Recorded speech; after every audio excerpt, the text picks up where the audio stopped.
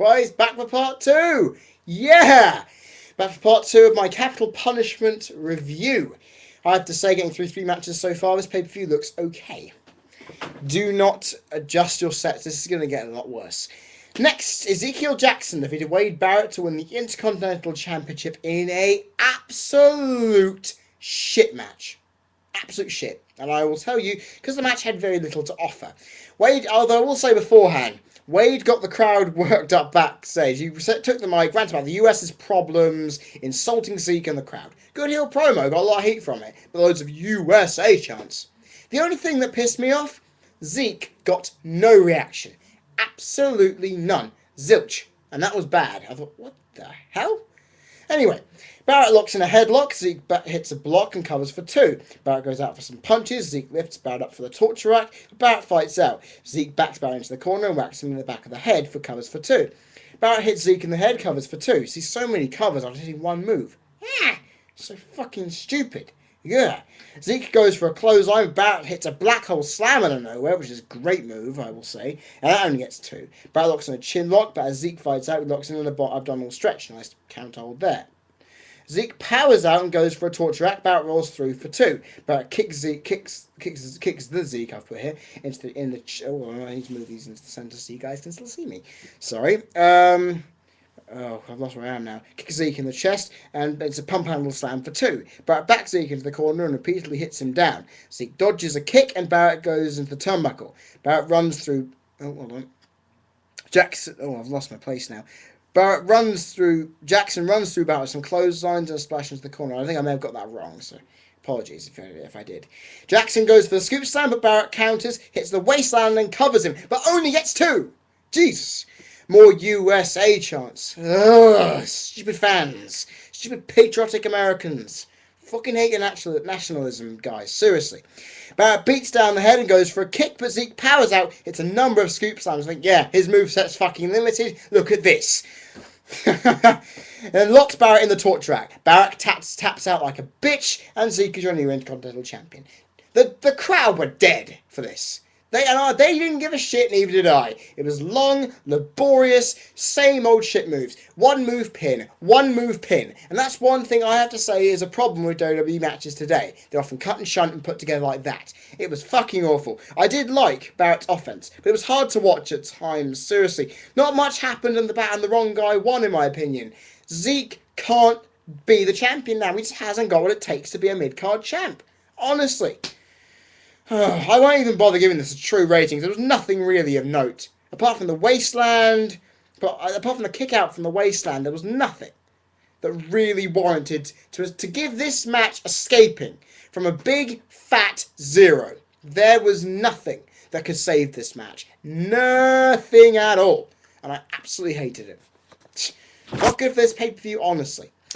Next up, what was my most anticipated match of the night, bar Riley Miz, was CM Punk defeating Rey Mysterio in a good match. Very good, and in my opinion, the match of the night. So, don't get your hopes up if you think anything later than this is worth your time. Punk goes for a kick, but Rey backs off into the corner. Rey gets wrapped around by Punk, both roll around on the canvas as Punk locks Rey into an arm wrench. Rey gets out and goes for the jawbreaker, rolls Punk through. The start slow to the match though. This is a quick recap, but the match at this point has a lot of them staring around at each other, looking at each other. The crowd is starting to feel it, but it's a bit. Punk backs Rey into the corner. Rey fights out, but Punk kicks knees and plants him down for 2.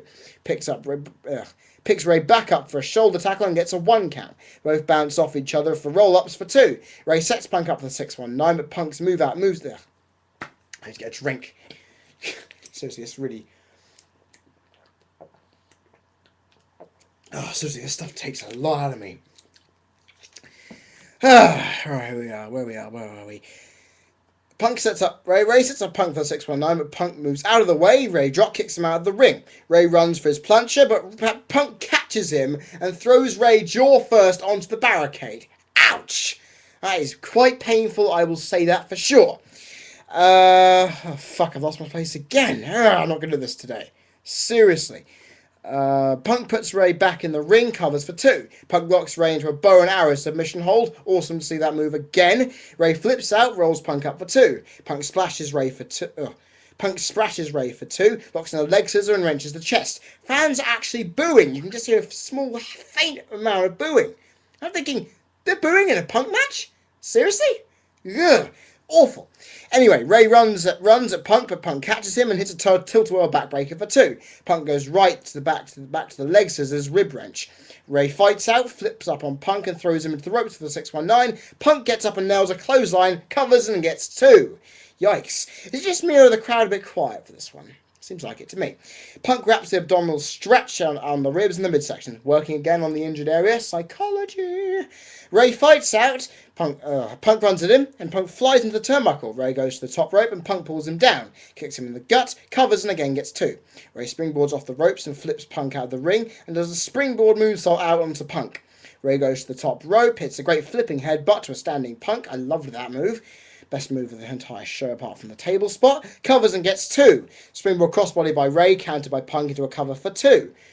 Punk and Rey dodge, reverse, and counter kick each other until Rey oh, I've lost my place again. I'm sorry, everybody. Where the fuck am I? Yeah, until Rey hits Punk in the head and covers for 2.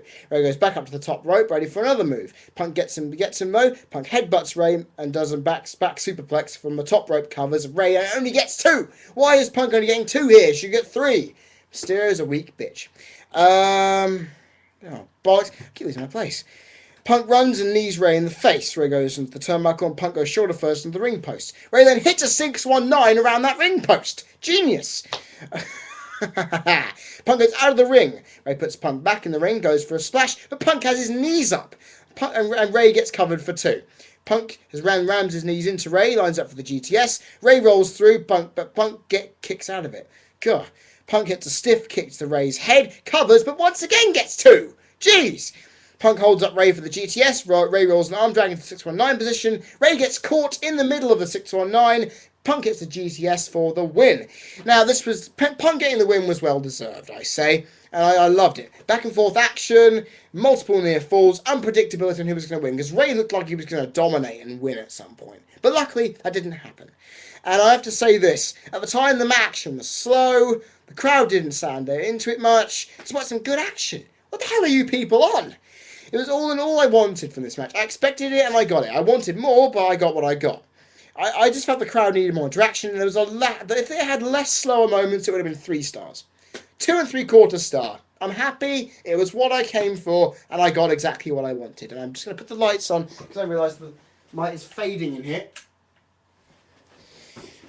Light is fading in this room slightly, I just had to make sure that we had some. Right, the next match. Randy Orton defeating Christian to retain the World Heavyweight Championship, and this was not as good as Over the Limit. Please stop kidding yourself. I knew it wasn't going to be that good. And quick question, am I the only person who is sick of WWE's boxing-style intros for the WWE and World title matches? It really saps the crowd dry. You want to get straight into it, I bet. Anyway, Christian slaps the chest of Orton, but Orton fights back with some punches. Orton is all over Christian, but Christian slaps Orton around the face, Irish whips and dodges the clothesline, but not the Luther's press. Orton hits a shoulder takedown for 2, another shoulder knockdown for 2 by Orton, and right into a headlock. Christian gets out and goes to the top rope, misses the dropkick, and Orton goes for the attack, but Christian throws Orton out of the ring. A baseball slide by Christian, which is nice, but then the crossbody over the top rope to the outside misses. Ouch. Orton then puts Christian back in the ring for 2. Orton backs Christian into the corner for 10 punches. Well, yep, you know how that goes.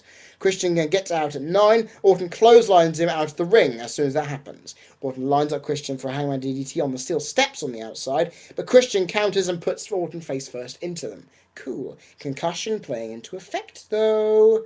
Ha! Christian puts Orton back in the ring and gets 2. Christian hits the neck breaker for 2 and rakes the face, followed by a wrenching of the head. Orton headbutts Christian out of it, which is quite strange. He does that a lot in this match. Christian goes to the turnbuckle and Orton hits a pin for 2. Christian runs up the top rope, Orton's wrapped around it, rolls him through for 2. It's quite a little piece of good stuff there. Look it up when it's out there. Christian hits the head and gets a 2 after a cover. Orton then looks dazed as he counters an Irish whip, throwing Christian into the turnbuckle with quite force a bit. Orton again hits an ice back body drop on Christian and beats the chest with a closed fist. Orton goes for a scoop slam. Christian fails to apply the reverse DDT and fights out, and then Orton hits a power slam, which Cole stupidly calls a scoop slam. What Zeke did earlier was a scoop slam, not what you called it, a body slam, you stupid fucking moron. Maybe when you got put over the announce table you suffered some brain damage, you stupid little dweeb. Get your fucking commentary right. Jeez. Belly to belly by Orton on Christian gets 2. Orton lines up Christian for the Hangman DDT, but again Christian gets out of it and tries to suplex Orton to the outside. Orton is using his headbutts to get out. Not good when you've got a fucking concussion, is it? Orton and Christian go to the top rope and hit a superplex. Orton holds his head afterwards. Good selling. Goes for the cover and gets 2. Both men beat up each other to their feet. Orton goes for the RKO, Christian counters and goes for the Prettier, but Orton counters that, lifts Christian back first and hits a sky-high neck breaker. I have not seen that move in quite some time. Good to see it again. Christian tries to go for the Prettier. Orton counters, goes for the RKO, but Christian gets out of the ring just in time. Good stuff. Orton lines up Christian, hits the Hangman DDT, finally, after all this time. Orton is feeling it, builds up the crowd for the RKO, Christian counters with the reverse DDT, but gets only 2! How the hell is Orton kicking out of this? Christian lines up for the spear, Orton leapfrogs it, goes for the RKO, Christian counters, and then hits the spear out of nowhere. 1, 2, and Orton kicks out. Holy shit! Christian walks into a drop kick, Orton gets kicked right in the head. And then Christian goes to the top rope, misses, and then just as he's retaining his composure, Orton comes out of nowhere with an RKO, and it is the win. And there's a small bit of confusion, because Cole is saying that he put his feet under the rope, and then bang, out of nowhere comes Orton with a title belt to seal Christian's fate, and probably a trip to the hospital. Back and forth, this match was back and forth, good selling, and that concussion was well sold. I have to say, Orton did look a lot dazed when he came out of the match. He didn't look like some kind of superhero. And that really pissed me off. He's come out of a match looking all high and mighty compared to everybody else. I have to say this. The action did feel flat. Despite some good moves, I wasn't really convinced by this. And I was a little bored with it at some points. I was not feeling it. Seriously. The action was good, but I just didn't feel happy watching it. And honest opinion, that's, in my opinion, quite bad, nonetheless. And I will say, it definitely is not going to live up to the epic we saw last month.